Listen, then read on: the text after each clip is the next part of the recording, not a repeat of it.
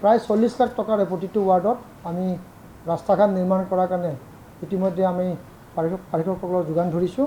ইয়াৰে প্ৰায় যদি আমি ধৰোঁ যে প্ৰতিটো ৱাৰ্ডত 3টা যদি ৰাস্তা আমি ধৰোঁ 40 লাখৰ ভিতৰত, তেনেহ'লে প্ৰায় 180 পৰা 200 আমি ৰাস্তা আমি নিৰ্মাণ কৰিব আমি ওলাইছোঁ। সৰু সৰু টয়লেট, য'ত আমাৰ নামঘৰ আছে, য'ত আমাৰ মহিলা সমিতিসকল মানে আছে, য'ত আমাৰ মন্দিৰ আছে বা য'ত ক্লাব আছে, য'ত এটা টয়লেটৰ বহুতো আৱশ্যকতা আছে। সেইকাৰণে কিছু আমি এনেধৰণৰ অনুষ্ঠানসমূহত আমি টয়লেটৰ ব্যৱস্থা কৰাৰ কাৰণে প্ৰতিগৰাকী পাৰিষদক প্ৰতিটো ৱাৰ্ডৰ বাবে আমি 20 লাখ টকাকৈ আমি দিছিলোঁ। আমি সেইমতে যদি আমি এটা টয়লেটৰ যদি আমি 4 লাখ 5 লাখকৈ ধৰোঁ বা 4টাৰ পৰা 5টা টয়লেট আমি বনাবলৈ সক্ষম হওঁ প্ৰতিটো ৱাৰ্ডত। আৰু কিছুমানে এটাকে বনাব পাৰে, যোনে যেনেকৈ বনায়। তো সেই হিচাপে যে এভাৰেজ যদি আমি 4টা 5টাকৈ ধৰোঁ, প্ৰায় 200টা আমি টয়লেট আমি 200তকৈ অধিক আমি এই টয়লেট আমি বনাবলৈ সক্ষম হ'ম। আমি যদি হিচাপ কৰোঁ যদি 4টাকৈ যদি 4টা ৱাৰ্ডত 240টাতকৈ অধিক আমি এনেকৈ টয়লেট আমি বনাবলৈ পাৰিম।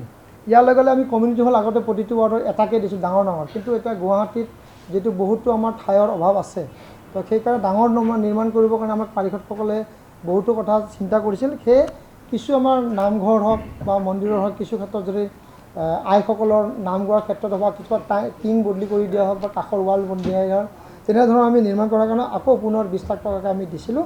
আমি যদি প্ৰতিটো ৱাৰ্ডত প্ৰায় 6 লাখ 7 লাখ টকাকৈ যদি টয়লেট আমাৰ যদি কমিউনিটি হল ধৰা হয়, তেতিয়া প্ৰায় আমি 180টাতকৈ অধিক আমি এনেধৰণৰ সভাঘৰ বা তেনেধৰণৰ আমি কমিউনিটি হল আমি বনাবলৈ সক্ষম হ'ম। ইয়াৰ লগে লগে যোৱাটো আমাৰ সাধাৰণ সভাত আমাৰ বিজুলী বাতিৰ ক্ষেত্ৰত আমি বহুখিনি কাম আমি কৰিবলৈ পাৰিছিলোঁ। তো সেইকাৰণে আমি ক'ৰবাত 2-এটা লাইট লগাই দিয়াৰ লগে লগে এটা ৰাস্তাৰ সম্পূৰ্ণ লাইটটো লাগি যাব পাৰে। সেইকাৰণে পাৰিষদ পুঁজিক আমি 10 লাখ টকাকৈ দিছোঁ, প্ৰতিটো ৱাৰ্ডত যেন এনেধৰণৰ লাইট আমি লগাব পাৰোঁ। আৰু যেতিয়া আমি প্ৰজেক্ট জ্যোতি আছিলে আমাৰ স্মাৰ্ট চিটিৰ জৰিয়তে, তো প্ৰতিটো ঘৰে ঘৰে আমি লাইট দিয়াৰ কাৰণে ব্যৱস্থা গ্ৰহণ কৰিছিলোঁ। এইটো 10,000 টকাকৈ দিছিলোঁ আৰু এইটো গুৱাহাটী পৌৰ নিগমৰ পৰা বিনামূলীয়াকৈ দিছিলে।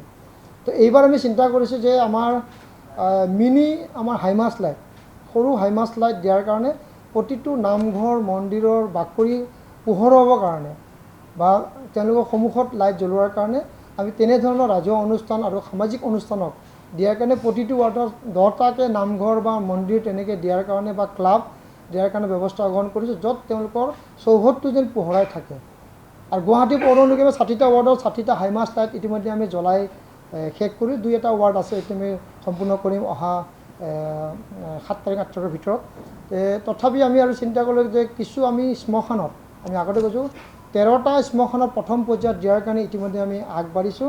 আমি অহা 15 তাৰিখৰ পিছত সেইখিনি লাইট আমি কামখিনি কৰা আৰম্ভ কৰিম। বাকী যি আমাৰ 17টা 18টা আমাৰ আৰু শ্মশান আছে, তাতো আমি দিয়াৰ কাৰণে লাইট দিয়াৰ কাৰণে ব্যৱস্থা গ্ৰহণ কৰিছোঁ।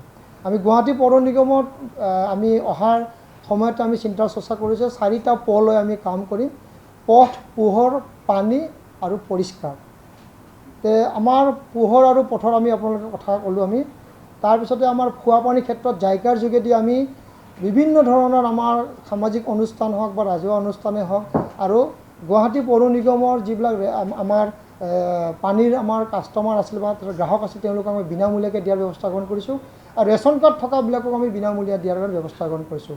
গুৱাহাটীত প্ৰায় এতিয়া আমি যদি হিচাপ কৰা যায় প্ৰায় 60 পৰা 70% পানী দিব পৰা অৱস্থাত আমি আছোঁ। পৰৱৰ্তী সময়ত সেইখিনি আমি দিছপুৰ অঞ্চলত যিটো আমাৰ ইষ্ট চাউথ প্ৰজেক্ট আছে, সেইখিনি আমাৰ কাম এতিয়া আৰম্ভ হ'ব আৰু সেইখিনি পানী দিয়াৰ কাৰণে জল বোৰ্ডৰ যোগেদি আমি দিয়াৰ ব্যৱস্থা আমি গ্ৰহণ কৰিম।